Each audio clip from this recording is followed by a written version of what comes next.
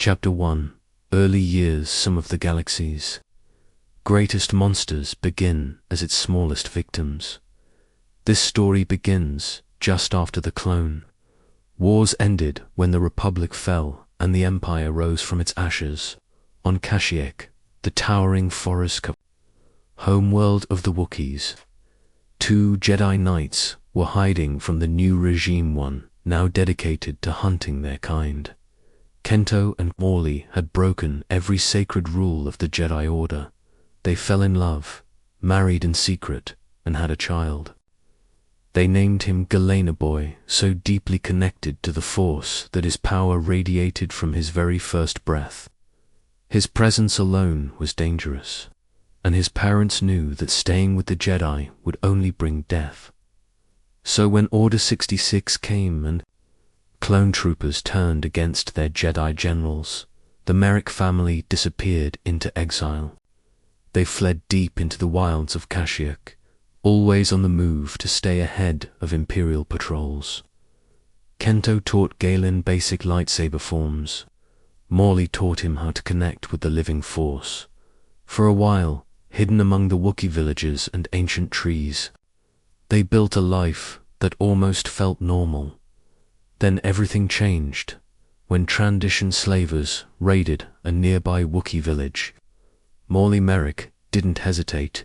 She rushed into the fray, igniting her lightsaber for the first time in years to defend the innocent. She saved dozens of lives, but paid with her own. The slavers cut her down while Kento and Galen watched from a distance. Helpless, Kento became a single father, raising a Force-sensitive child in a galaxy where both of them were wanted fugitives. Fearful and paranoid, he trained Galen harder than ever, pushing him beyond his years. The boy learned to fight before he could properly read. Every lesson was about survival.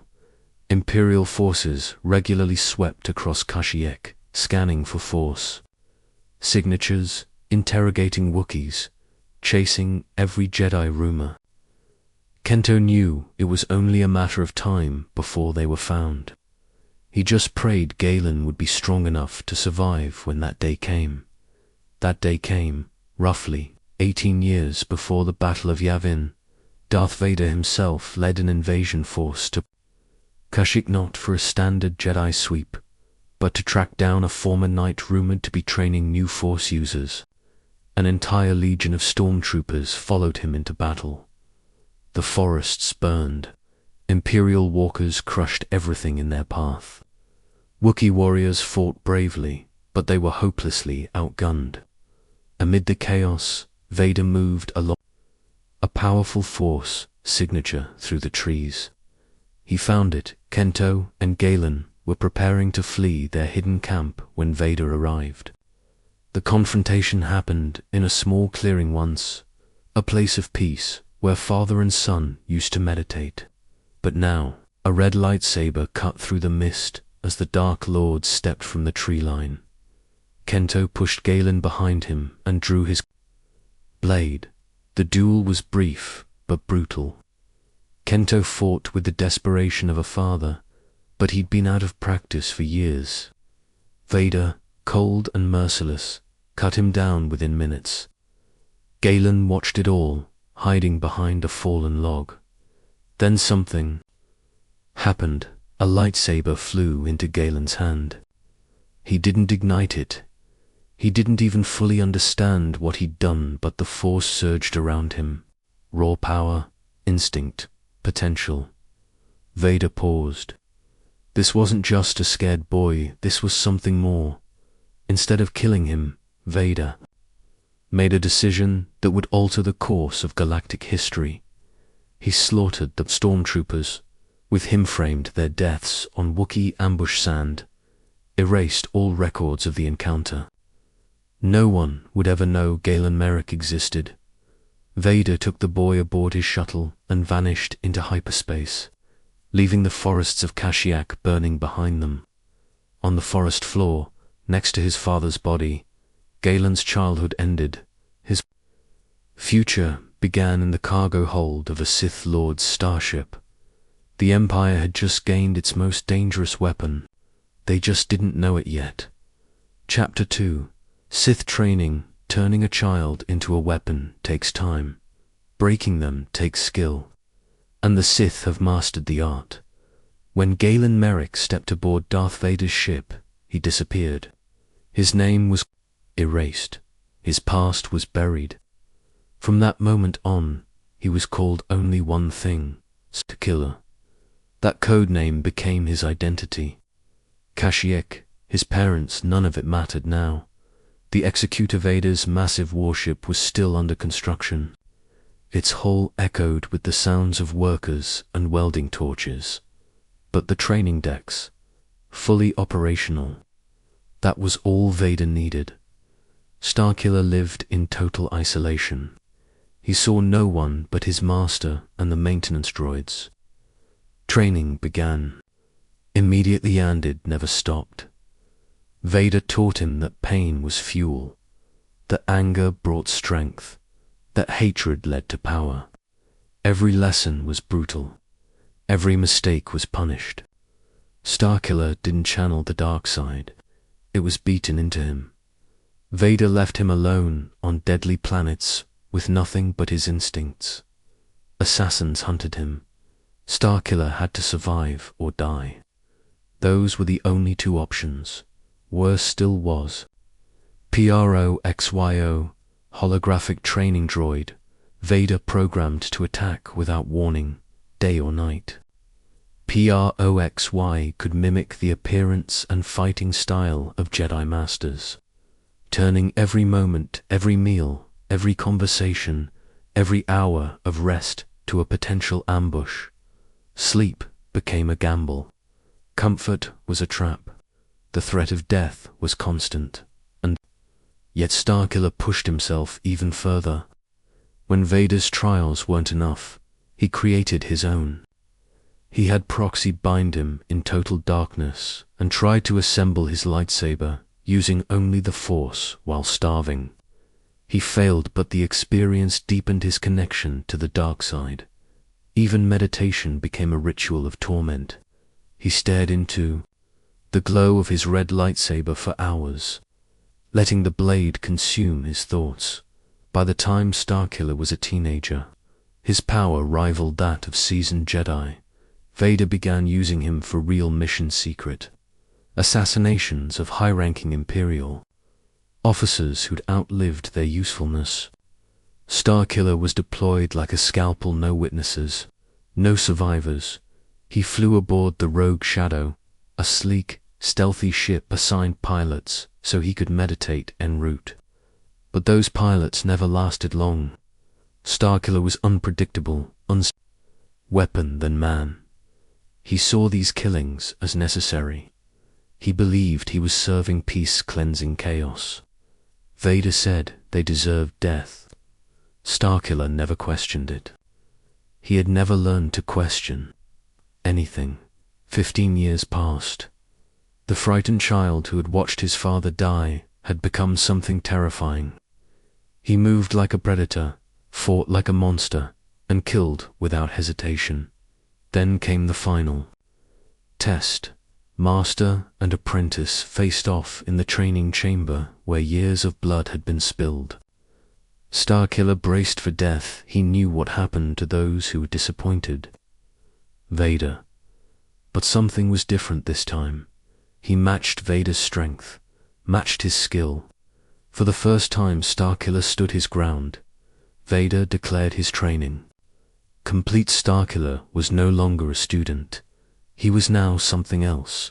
His first real mission: eliminate a Jedi survivor named General Ram Kota, veteran leading insurgent strikes against the Empire. But this mission came with strict orders: leave no witnesses. Everyone at the site, including Imperial personnel, had to die. The attack had to look like the work of unknown enemies. Starkiller felt something flicker inside him, a moment of hesitation. Killing Imperials. It didn't make sense. But he crushed the doubt.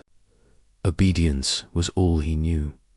The weapon Vader had spent 15 years building was finally ready. Chapter 3. Ramkot. Every weapon needs a first target. For Starkiller, that target was Ramkot. To lead the mission, Vader assigned him a new pilot captain, Juno Eclipse, the top starfighter commander in Vader's fleet. She was calm, precise, and completely unaware that she was ferrying the Empire's most dangerous secret. Starkiller found her. Strange, she was the first person who treated him like a person, not just a tool. She followed orders, but also spoke casually during the flight. It unsettled him. Maybe this was another of Vader's tests. Their destination was a TIE fighter shipyard orbiting Nar Shaddaa, the infamous smuggler's moon. Kota's militia had launched an all-out assault on the facility, hoping to draw Vader into open combat. As they approached, Proxy briefed Starkiller had survived Order 66 because he'd never trusted clones. During the Clone Wars, he led his own militia, so when the clones turned, his forces remained loyal. Now, he commanded one of the few remaining organized resistances against the Empire. The Rogue Shadow arrived mid-battle. Juno piloted through laser fire and debris while Starkiller prepared. When they docked, he launched into combat. Red lightsaber ignited, slicing through both rebel militia and Imperial stormtroopers alike. Vader's orders echoed in his mind. No survivors, no witnesses. Starkiller cut a path through the facility like a living storm. Militia died, so did the Imperials. At first, it bothered him killing those on his side, but he buried the doubt again. Questions were weakness. Neither side understood what they were facing. Rebels thought he was a new Imperial weapon. Imperials thought he was a rogue Jedi. Neither knew he was Vader's apprentice. The space station was collapsing. Explosives had done their job. Amid the falling wreckage, Starkiller reached the command center. General Kota was waiting. He'd expected Vader. Instead, he found a young man radiating the dark side. He seemed almost disappointed. They fought. Kota's battle-hardened experience met Starkiller's brutal aggression. The station's descent accelerated. The floor tilted. Sparks rained. Blaster fire echoed. But Starkiller was faster, stronger, more ruthless. He shattered Kota's lightsaber and slashed across the general's face, blinding him. Kota stumbled, back-blind, defeated. Starkiller stood over him, ready to finish the job, but the facility was seconds from crashing. He had to choose: finish the kill or escape. He ran, he grabbed Kota's broken lightsaber as proof of victory and raced back to the Rogue Shadow. Juno flew them clear as the station fell into Nar Shaddaa's atmosphere. Starkiller landed on the hull just in time. Vader was pleased. Starkiller had passed, but neither of them knew. Kota survived, blind and broken. The general dragged himself from the wreckage and vanished into Nar Shaddaa's depths. Starkiller thought he'd won instead. He had just made his first enemy, and the real war was only beginning.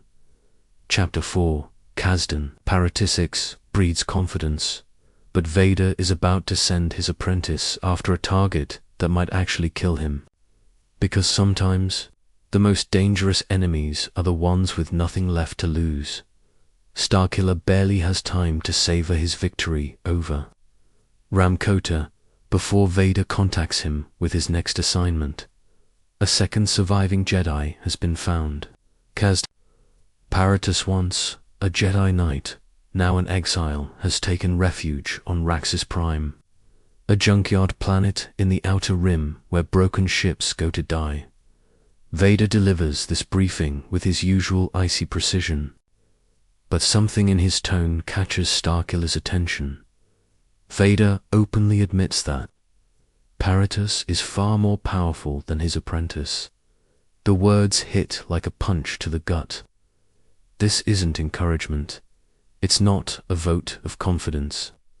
Vader is basically telling Starkiller he's walking into a death sentence. But if he survives, he'll prove he's truly worthy of greatness. The challenge is clear: survive or die trying. Juno Eclipse overhears the conversation from the rogue shadows cockpit. She starts to see the bigger picture, realizing the deadly game Vader's been playing all along. Each mission shoves Starkiller closer to death, testing limits that might not even exist. She keeps her thoughts to herself, but the truth unsettles her. As they travel to Raxus Prime, they try to learn more about their target. Proxy searches the Imperial databases, but finds little. Kazdan Paratus was a Jedi engineer who specialized in droids. He survived Order 66 simply because he commanded machines, not clone troopers. When Palpatine gave the order, Paratus's mechanical soldiers remained loyal and like the clones. But something else is gnawing at Starkiller. He's distracted during the flight. The massacre on Nar Shaddaa weighs on him more than he expected. Killing rebels felt justified, but slaughtering Imperial troops, that's a different weight one he can't shake off so easily. Still, he forces himself to focus. He has to. From orbit, Raxus Prime is a brown, scarred wasteland, blanketed in twisted metal and abandoned machinery. Mountains of junk stretch for miles. Rivers of sludge ooze between rusted-out starships. It's a graveyard of the galaxies. Waste. But what they find on the surface is even stranger. There, in the middle of the filth, rises a replica of the Jedi Temple from Coruscant. Not stone and marble, but scrap metal and ruined parts. A monument to madness.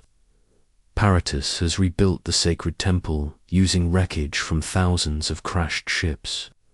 Walls formed from hull plating, towers made of bent support beams. It's both beautiful and horrifying. Starkiller lands the ship and heads in on foot, winding through a deadly maze of jagged metal. Even the land seems hostile, sharp, unstable, and constantly shifting. Local scavengers and droids quickly surround him. A group of Rhodian hunters recognizes him from Imperial bounty lists and attack, hoping to cash in. He cuts them down without hesitation, just like Vader instructed. No witnesses, but this place is more than just a monument. It's a fortress. Paratus has filled it with combat droids, all pieced together from salvaged parts. They strike in coordinated waves, forcing Starkiller to fight his way up each level of the temple. Then comes the Junk Golemer, massive force-powered machine of twisted debris and shattered tech. It moves with unsettling speed, attacking like a wild beast. But Starkiller adapts, drawing on all his training with Proxy to bring it down with a mix of force, precision, and raw aggression. Finally, he reaches the throne room. Mand witnesses the full extent of Paratus's madness. Metal statues line the chamber, crude replicas of the Jedi High Council. Each sits in the exact position they once held in the temple. Paratus has recreated the council, turning sacred memory into a grotesque scene. Then, from behind them, Kazdan Paratus appears. He's tiny, even for an Alina, but the mechanical harness on his back gives him extra limbs and speed. He moves like a spider, quick and jerky, wielding a double-bladed lightsaber pike. The council comes to life, of them deadly droids, each programmed to mimic their real Jedi counterparts. Mace Windu, Plo Koon, and others, all turned into metal puppets. Starkiller is outnumbered, dodging strikes from every direction while Paratus dances around him. One of the droids lands a blow that sends Starkiller reeling, but it's not enough. His strength in the Force becomes the tipping point.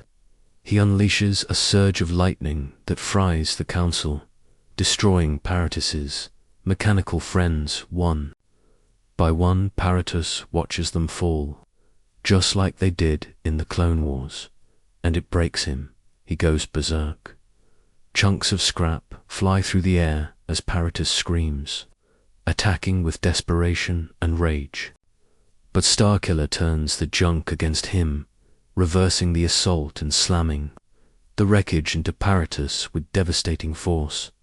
When it's over, the Jedi lies buried beneath the very metal that once gave him purpose, alone, crying, surrounded by broken dreams. Starkiller collects a piece of the shattered lightsaber pike and contacts Vader. He survived the mission Vader thought would kill him. He's growing stronger, but he also knows what that means. Vader will only keep pushing harder to Jedi are dead. The next will be worse. Chapter 5. Shock T when your master tells you the next target might actually kill you. It's time to start worrying, because sometimes the highest victories come at the highest cost. Vader contacts Starkiller with news that changes everything. Another Jedi has been found, but not just any Jedi. This one was a member of the High Council, one of the most revered masters in the entire Order.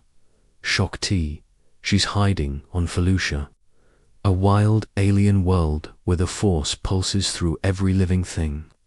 Vader doesn't mince words. Shock T is far more powerful than anyone has faced so far. He'll need everything he has, and, even then, it might not be enough to Starkiller. This isn't a death sentence. It's a challenge. If he can defeat a Council Master, then no one, not even the Emperor, can deny his strength. During the trip, Starkiller becomes strangely quiet. He keeps his hood up, talks less. Juno notices the change, but doesn't push. She senses he's preparing mentally, maybe even emotionally, for a battle that could end everything. She's struggling too. The guilt of her past weighs heavy. Eventually, she opens up and confesses to Starkiller.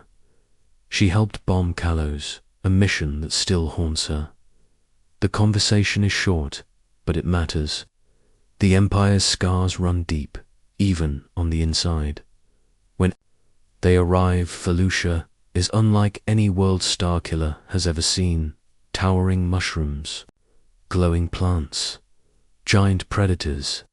The entire planet pulses with life, but something about it feels wrong, off. Shock T's presence has shifted the Force, warping Felucia into something darker, more dangerous. The Felucians attack almost immediately. They're primitive, tribal, but Force-sensitive and deadly. They command beasts like weapons. Vines move at their will. Plants explode with poisonous gas. Starkiller cuts through them all, his dark side powers thriving in the chaos. Then comes a monstrous challenge. Felucian, shamans ride a Rancora, beast towering over trees, charging through the jungle like a tank.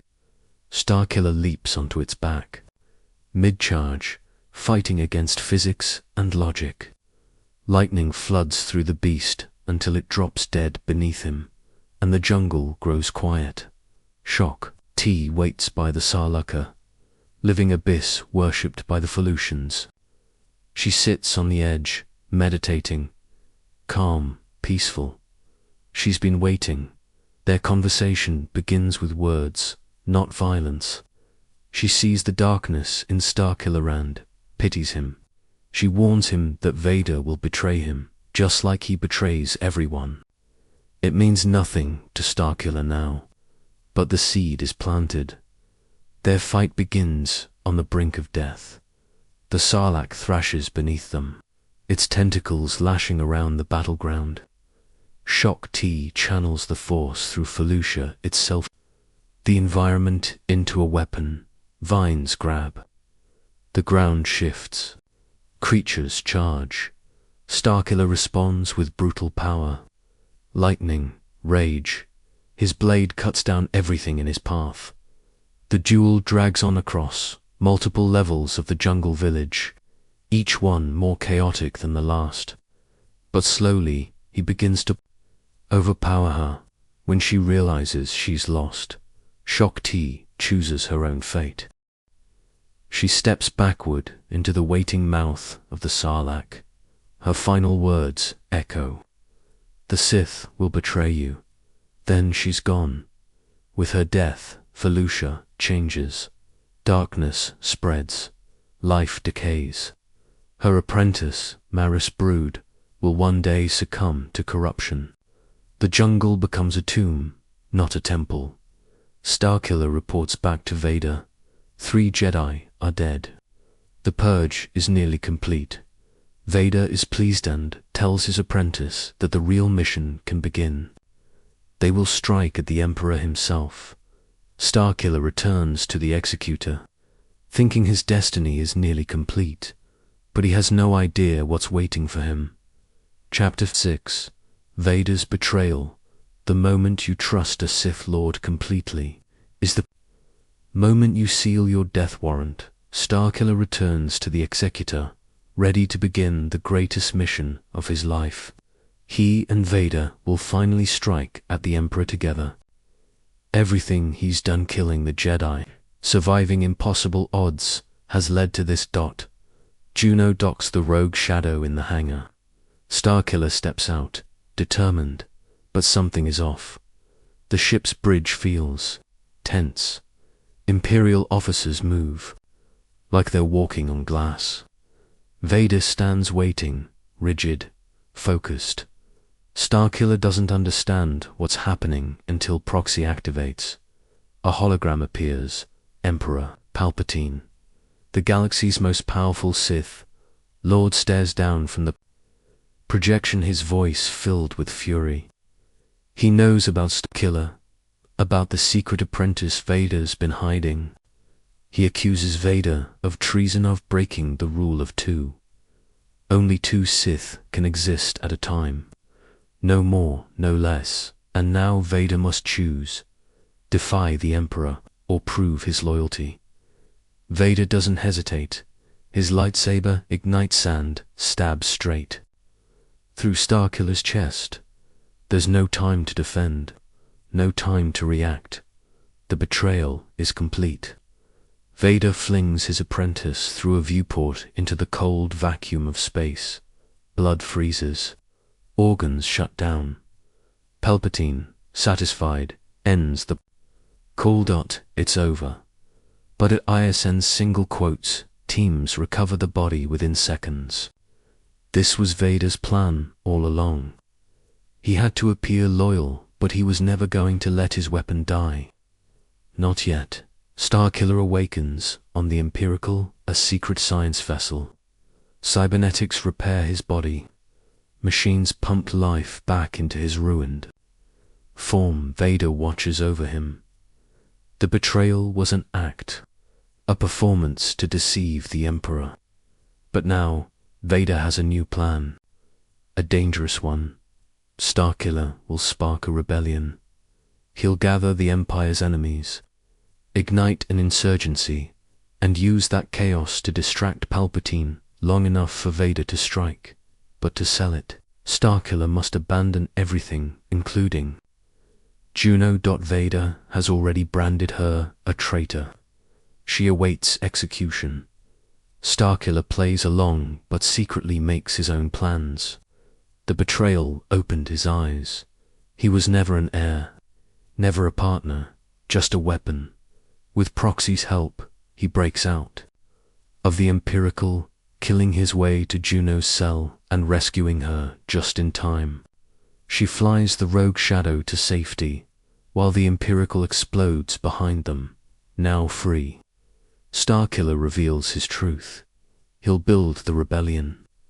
But not for Vader, for himself. The Empire has taken everything from him, and now it's his turn. He begins by seeking someone from his past. General Ram Kota, broken, blinded, but maybe a new path. The apprentice who was forged in fire is becoming something new, a spark of rebellion, a future the galaxy never saw coming. Chapter 7. Birth of Rebellions. Sometimes the best way to destroy your enemies is to give them exactly what they think they want. And Starkiller is about to create something that will outlive both him and the Empire itself. The search for General Ram Kota leads him to the floating city of Cloud City, suspended above the gas giant Bespin. The once proud Jedi general has fallen far since their last encounter on Nar Shaddaa.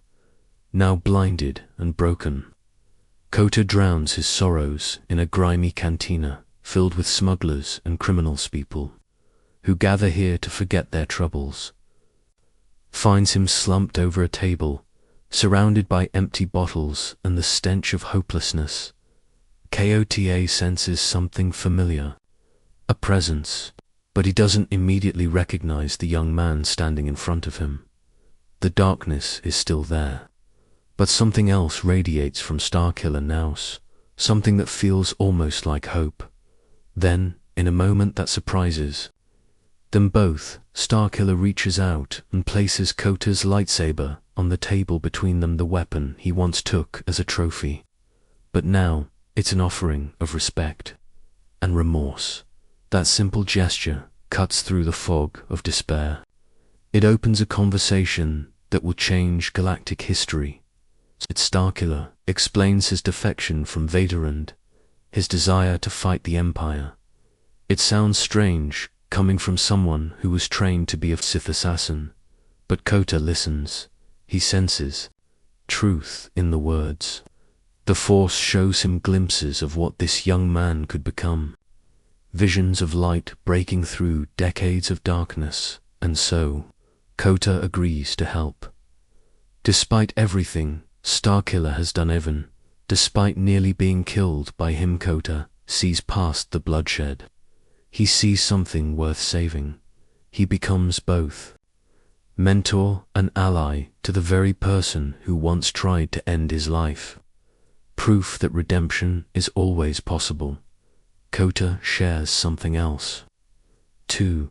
A network of resistance contacts people who have been quietly pushing back against imperial rule. Some senators, in particular, have been meeting in secret, discussing the idea of organized rebellion against Palpatine. Among them, Bail Organa of Alderaan and Mon Mothma of Chandrilatu, of the biggest political figures still holding on to the ideals of the Republic. The first recruitment mission takes Starkiller back to where it all started. Kashyyyk, the planet of his birth. Princess Leia, a teenager, but already showing the leadership that will define her future, has come to rally support for the Wookiees' freedom. Imperial forces under Captain Osric Stern have enslaved the native population, turning proud warriors into forced laborers. Starkiller joins Leia in freeing the Wookiees, and the mission feels like coming full circle. The boy who was taken from this world returns as a liberator, now fighting alongside the daughter of the man who will lead the rebellion. Leia gives him something crucial in return: information about her father's whereabouts. Bail Organa had gone to Felucia in search of Shakti, but was captured after her death. The planet has since spiraled into chaos, corrupted by the dark side energy that flooded it after the Jedi Master's fall.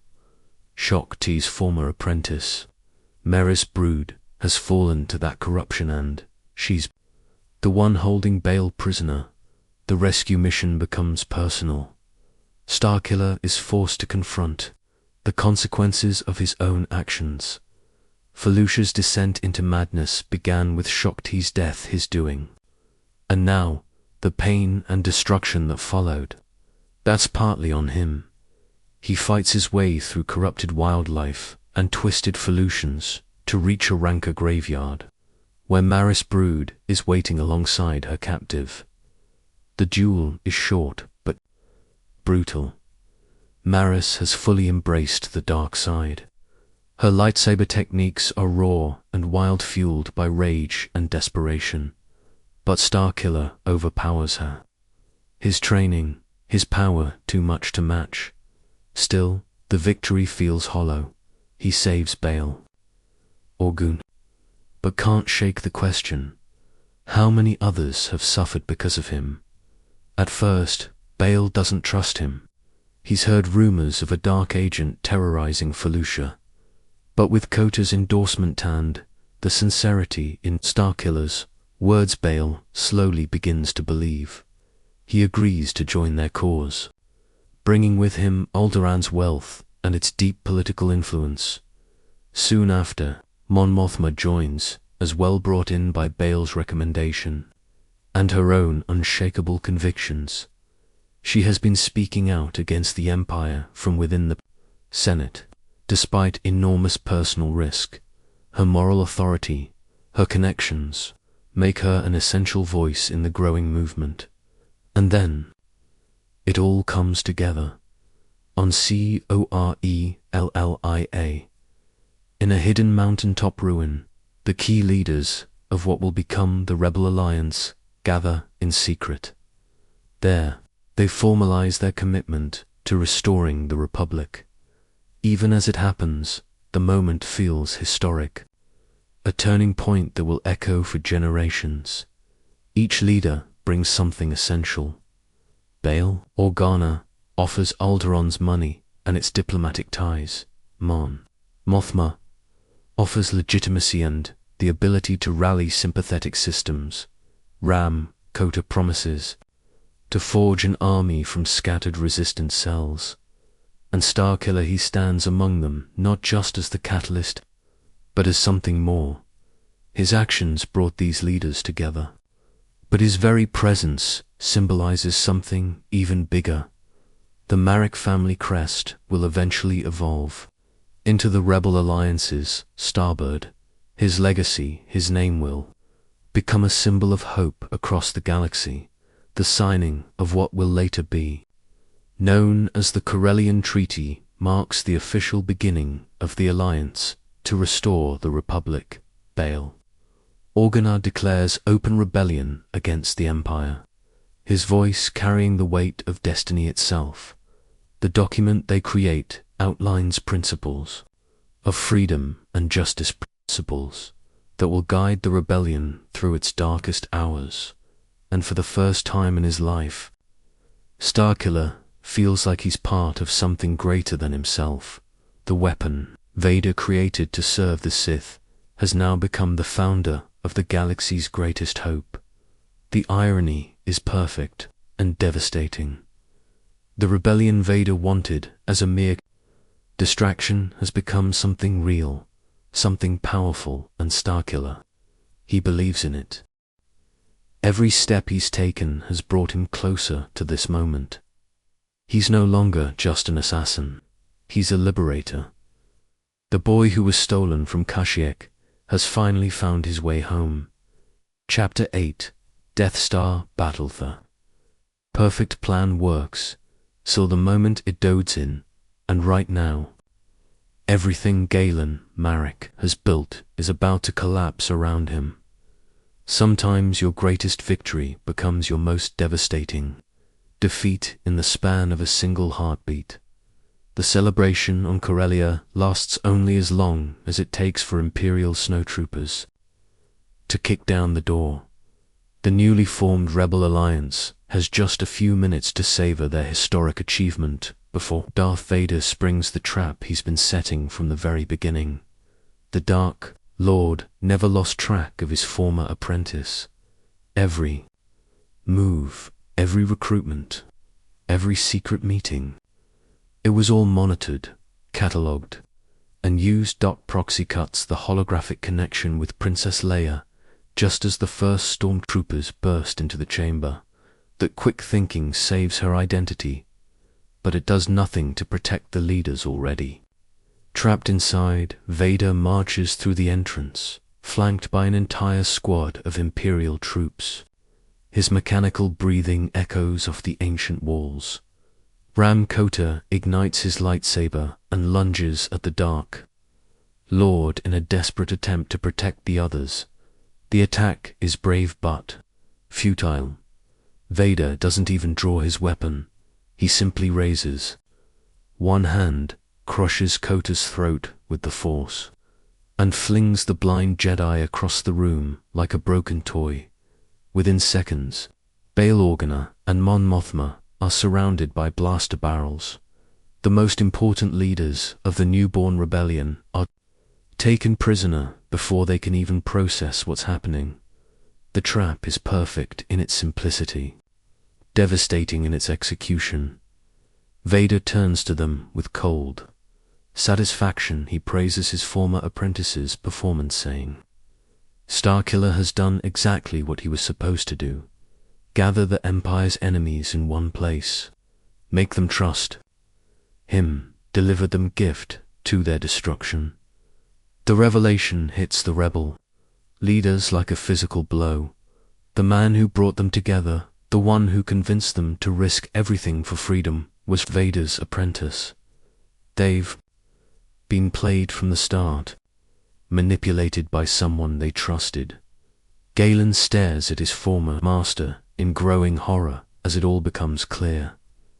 This was never about overthrowing the Emperor. The rebellion wasn't a distraction for an assault on Palpatine. It was bait, a way to eliminate the Empire's most dangerous political enemies in one coordinated strike. Now it all makes sense.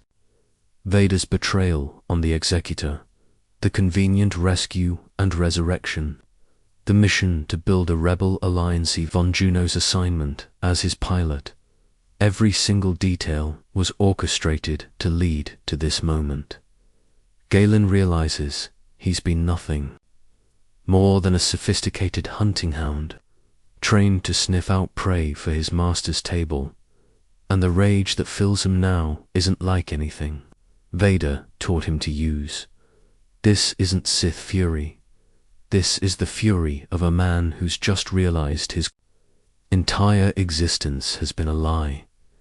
When he confronts Vader about the deception, the Dark Lord shows no remorse, no acknowledgement. Vader's answer is swift and brutal.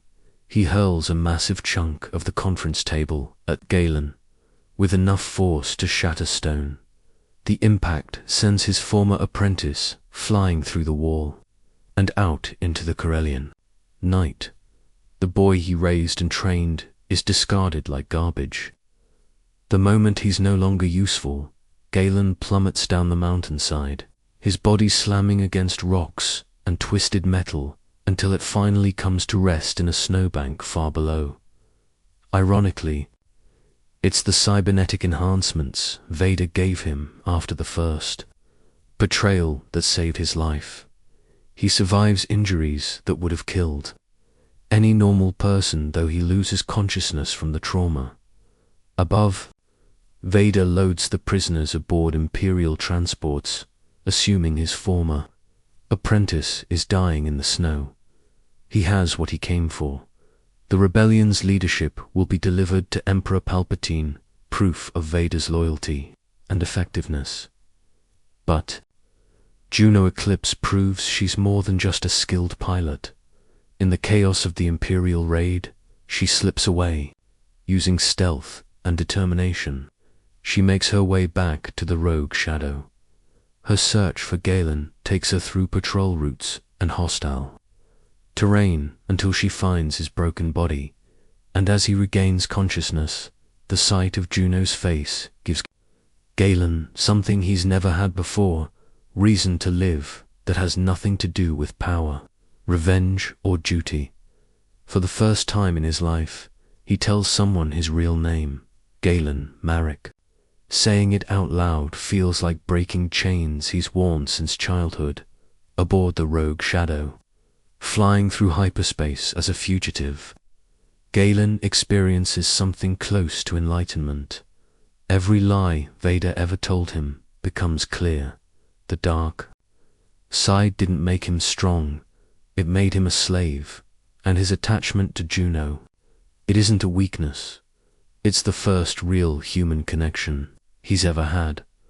The transformation from Starkiller to Galen Marek is complete. He rejects the Sith teachings that shaped his youth and embraces something new, something he barely understands. The light side of the Force flows through him now, bringing clarity instead of rage, purpose instead of blind obedience. His first act as a redeemed man is to save those his past actions have doomed. The rebel leaders trusted him and now they're paying the price. General Kota is counting on him to make it right. The guilt is heavy, but it gives him direction. Through meditation and Force visions, Galen traces the path of the Imperial transports. The images are chaotic, but one element appears again and again, a massive space station, under construction, its skeletal framework visible against the stars. The Death Star, the Empire's ultimate weapon, the rescue mission, requires everything he's ever learned about stealth and infiltration. The Rogue Shadow's cloaking device lets them approach undetected, but once aboard, surprise will be their only edge. Thousands of Imperial troops garrison the station. Juno pilots them through the construction zone with supernatural skill. Before Galen leaves the ship, possibly for the last time, he and Juno share a single moment, their first and only kiss. It says everything they don't have time to say love. Fear, hope, desperation, all wrapped in one goodbye, ... And one hello. Galen leaps from the ramp onto the Death Star superstructure, lightsabers in hand, determination in his heart. The station stretches for kilometers in all directions, filled with construction equipment, checkpoints, and soldiers. Getting to the Emperor's throne room means fighting an army. The battle that follows proves just how powerful Galen has become. Imperial Senate guards fall to his blades. Royal Guardsmen put up a fight but not enough. Stormtroopers attack in waves, but he's a storm himself, deflecting blaster bolts and crushing throats mid-swing. The Emperor's observation dome towers above, the primary weapon system like a black cathedral dot through the windows. The superlaser dish stretches toward infinity. This is where Palpatine oversees his masterpiece. Inside, Galen finds the captured rebel leaders in restraints, Vader standing guard. Palpatine sits on his throne, yellow eyes burning. He's been waiting for this. The reunion erupts into violence instantly. But this time, Galen fights not as Vader's student, but as his enemy. The difference is profound. Where once he attacked with rage, now he fights with clarity and purpose. The light side strengthens him in ways the dark side never could. Their lightsaber duel rages. The hum of energy blades mixes with Vader's breathing and the tremble of the Force. Both know this will end in death. Galen's power overwhelms Vader. He collapses part of the dome on him, then strikes his mask hard enough to crack it, revealing the scarred face of Anakin Skywalker beneath. Vader falls to his knees. The boy he stole from Kashyyyk has become strong enough to destroy him. But Palpatine sees opportunity. He praises Galen's power, offers him a place at his side. Kill Vader, take his place, rule the galaxy. The temptation is real. Vader destroyed Galen's family, stole his childhood, made him a monster. But Galen has learned the difference between justice and revenge. The light warns him, and then Kota makes his move. He steals Palpatine's own lightsaber and attacks. The Emperor blasts him aside with Force lightning, laughing at the feeble effort. But it's enough. Seeing his mentor suffer snaps Galen out of the internal struggle. He makes his choice. He charges at Palpatine. The duel becomes legend to Titans clash. Palpatine draws on dark-side power centuries old. Galen fights with something the Emperor can't understand. Hope. Their battle tears the room apart. Guards rush in. Galen kills them with ease. The Death Star groans around them. Finally, Galen slams Palpatine into a wall with enough force to crack the metal. He stands, lightsaber ready.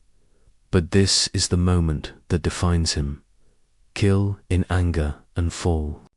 Or step back. Coyote begs him to finish it. But Galen sees the trap. He deactivates his lightsaber, chooses mercy, and that choice becomes his death sentence. Palpatine, furious, unleashes Force lightning not at Galen, but at the escaping rebels, Kota, Bail Organa, Mon Mothema, and Garm Baeliblis. Galen doesn't hesitate. He throws himself into the lightning's path. The pain is unimaginable, but instead of just enduring, Galen does something no one expects. He absorbs the lightning, becomes a living conduit for Palpatine's power. Then he releases it. Final blast that rocks the Death Star. Vader is knocked out. Palpatine is slammed into the ceiling. When the light fades, Galen Marek is dying. His body is broken, but his spirit is at peace. He senses Juno nearby, safe. His last thought is of love.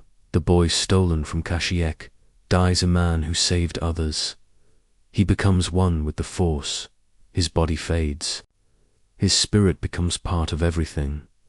The explosion creates the chaos needed for the rebels to escape. Kota carries the unconscious senators.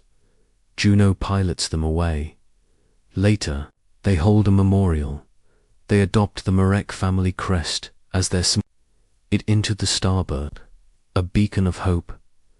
Palpatine survives, but loses something deeper. 2 apprentices, gone. His plans shattered. The rebellion, now real, Vader, injured and humiliated, begins to question everything. A wedge is driven between master and apprentice, one that will grow. Galen Marek becomes legend, the first martyr of the Rebel Alliance. His story proves that redemption is possible even for those raised in darkness. The weapon Vader created to serve the Sith became the spark that destroyed them. Ram. Kota sees it. 2 in Galen's final thoughts. A spark of love. Galen died connected to the light and the woman who showed him what it meant to be human. The alliance to restore the Republic was built on the foundation he laid. Leia or Luke Skywalker, they will finish what he started. The Death Star he helped build will one day fall thanks to the rebellion he gave his life to protect. Starkiller began as a Sith weapon, and died as the galaxy's hope. His journey proves one. Final truth. We are defined by our choices, not our origins. Even someone born in darkness can choose the light. Chapter 9. Kamino cloning death is supposed to be the end of the story, but Darth Vader refuses to let his greatest weapons stay buried. What happens when you try to recreate a person whose soul was forged by the choices they made? Vader retrieves Galen Marek's body from the wreckage of the Death Star and transports it to the one place in the galaxy where death might not be permanent. Kamino. The ocean world that birthed the Republic's clone army still houses the most advanced genetic laboratories in known space.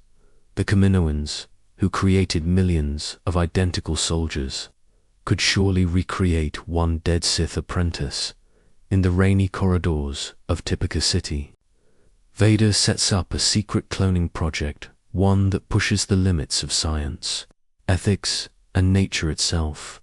Using Galen's remains as the genetic blueprint, Kamino scientists begin growing new versions of Starkiller inside accelerated maturation chambers. A process that normally takes years is compressed into mere weeks, using dangerous techniques that push both technology and biology to the brink. And right away, the first challenge becomes painfully clear. Cloning Force-sensitive beings is nearly impossible. Cloning someone as powerful as Galen Marek borders on the supernatural. The mysterious connection between consciousness and the Force causes complications that even Kamino's genetic mastery can't fully solve. Most attempts fail before they even begin to speed things up. Vader uses memory, flash technology. Each clone receives an artificial download of Galen's combat experiences, lightsaber techniques, force powers, and battle instincts, like cramming a lifetime of training into a few terrifying minutes. But the results are unpredictable. Along with the skills come fragments of Galen's personal memories. Clones awaken with blurred recollections of a childhood on Kashyyyk they never had, a father they never met, and a love for a woman they've never seen. These foreign feelings spark identity crises, so deep that most clones go insane within days. The early results are nightmarish.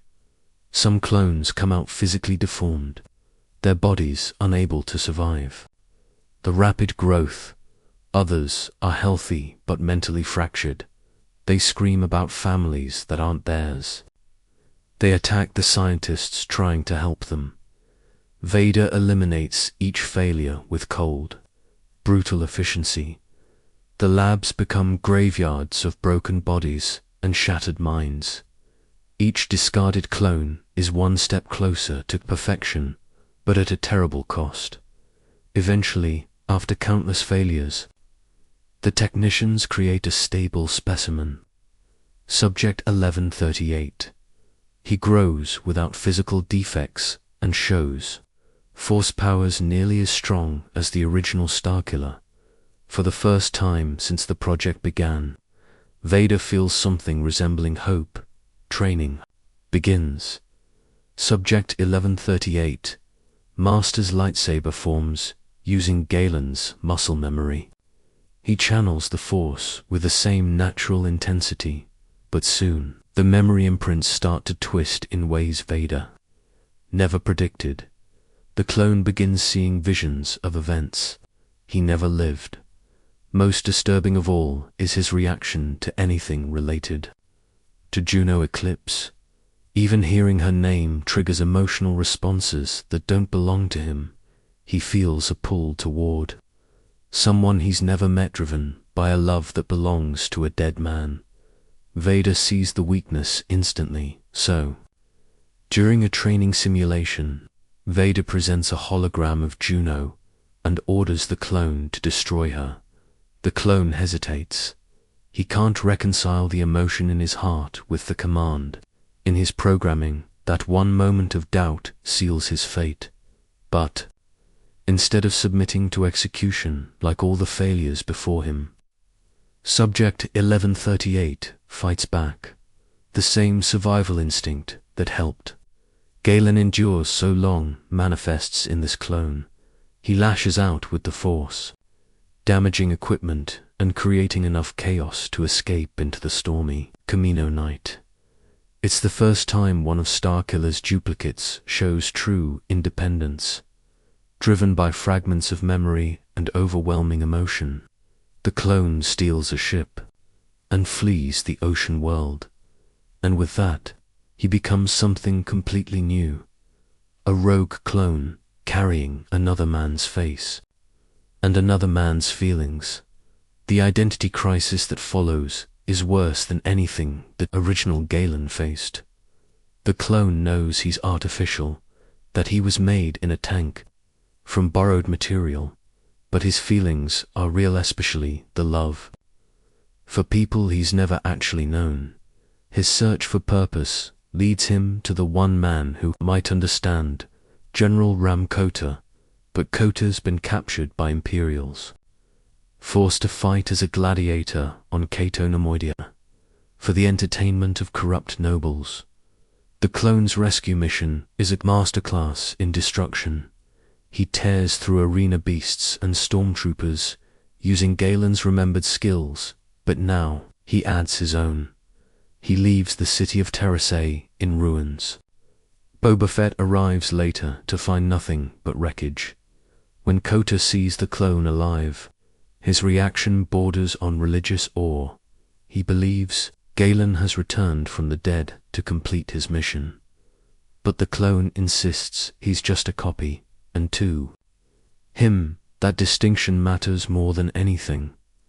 Eventually, they reunite with the rebel fleet, and the clone comes face to face with the one person he's most afraid to see. Juno Eclipse, now the commanding officer of the frigate Salvation. She's still mourning the man she loved and lost. The clone wants desperately to reveal himself, but Vader strikes first. Boba Fett infiltrates the fleet during a perfectly timed attack and captures Juno while the clone watches. Helpless, she's delivered to Vader back on Kamino, and the trap is set. Love becomes the weapon, aimed straight at the clone's heart. In response, the Rebel Alliance launches its boldest operation yet. Princess Leia and Admiral Akbar commit valuable ships and soldiers to the Kamino assault. It's a suicide mission, but destroying the cloning labs and maybe capturing Vader is worth the risk. The clone is desperate. He does the unthinkable. He crashes the Salvation straight into Kamino's planetary shield generator using an entire capital ship as a missile. The sacrifice proves how far the rebels are willing to go. Fighting through Timora City becomes a waking nightmare. The clone passes vats full of failed versions of himself, some deformed, others floating silently in fluid, their minds broken. Each one is a ghost, a reminder of what he could have been. The final confrontation with Vader happens on a rain-drenched platform, surrounded by lightning and fury. Vader holds Juno's life in his hands and dares the clone to stop him. Then he throws her off the edge. The clone's rage explodes. Grief, love, memory, real or not, merge into something new. A hybrid emotion that belongs only to him. His duel with Vader is unlike anything either has experienced. He fights with the techniques Vader taught Galen, but also with his own. The weapon has outgrown the master, and Vader, creator of both Galen and the clone, finds himself overwhelmed. The clone fakes weakness, creates an opening, then uses the Force to collapse machinery onto Vader. For the first time, Darth Vader is at someone else's mercy. But Ram Kota arrives in time to stop the killing blow. He urges the clone to spare Vader for strategy and for mercy, and the clone listens, just like Galen did on the Death Star. He chooses restraint over revenge, compassion, passed down through memory. Juno survives, injured but alive. The emotional climax the clone has sought is finally real. He stabilizes her with the Force and accepts the truth. It doesn't matter if he's Galen or not. He is someone, and his connection to her is real. The capture of Darth Vader shakes the galaxy. No one has ever taken a Sith Lord prisoner. The rebellion gains its biggest victory.